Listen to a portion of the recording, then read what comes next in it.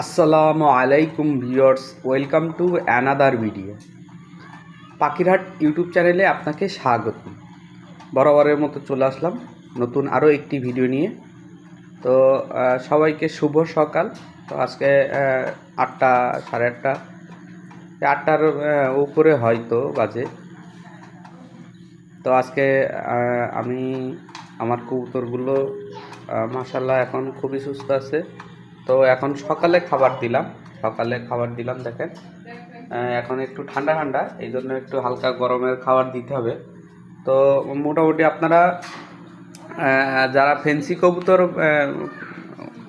পালন করেন এবং ফেন্সি কবুতর কয়েক আইটেমের আছে, আবার গুল্লা কবুতরও আপনার কয়েক আইটেমের আছে।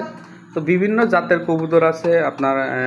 আপনারা যে কবুতর পালেন না কেন, তো এখন হলো আপনারা সবসময় পরিষ্কার খাবার দিবেন এবং খাবার পানি পরিষ্কার দিবেন এবং ঘর পরিষ্কার রাখবেন। সবসময় আপনারা এই কাজটা করবেন, তাহলে আমি যেটা বিশ্বাস করি এবং আশা করি, তাহলে আপনার কবুতরকে রোগ জীবাণু কম হবে এবং আপনি কবুতরকে খুব তাড়াতাড়ি সুস্থ রাখতে পারবেন এবং সবসময় সুস্থ রাখতে পারবেন।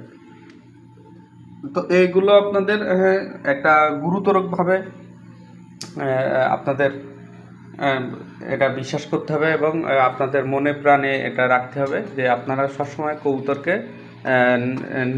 ন্যাচারালভাবে রাখার চেষ্টা করবেন এবং ন্যাচারালভাবে খাওয়ানোর চেষ্টা করবেন, সেটা হলো ভালো হয়। তো আপনারা যারা মেডিসিন ব্যবহার করেন, এত বেশি মেডিসিন ব্যবহার করবেন না।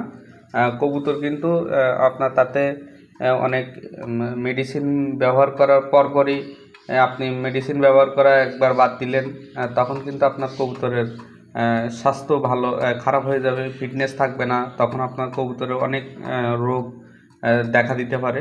তো আপনারা সবসময় এইসব জিনিসগুলো খেয়াল করে রাখবেন। খেয়াল করে রাখলে আপনি সবসময় কবুতরগুলোরে আপনি ফিট রাখতে পারবেন এবং স্লিম রাখতে পারবেন। খুবই আপনার ভালো হবে।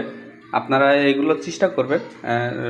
যেহেতু যারা কবুতর পালন করেন, তো কবুতর ছেড়ে আসা খুবই কষ্ট। একটা কবুতর মারা গেলেও খুবই কষ্ট লাগে। তো আপনারা সবসময় এইসব জিনিসগুলো দেখে রাখবেন, তাহলে আপনাদের আশা করি সমস্যা হবে না। আপনারা খুব ইজিলি আপনারা এই কাজগুলো করতে পারবেন এবং কবুতর পালন করতে পারবেন। তো কবুতর পালন করতে গেলে কবুতরের পিছনে একটু সময় দেওয়া লাগে। এইগুলো হলো বিশেষ একটা যে আপনি হলো কবুতরের পিছনে না সময় দিলে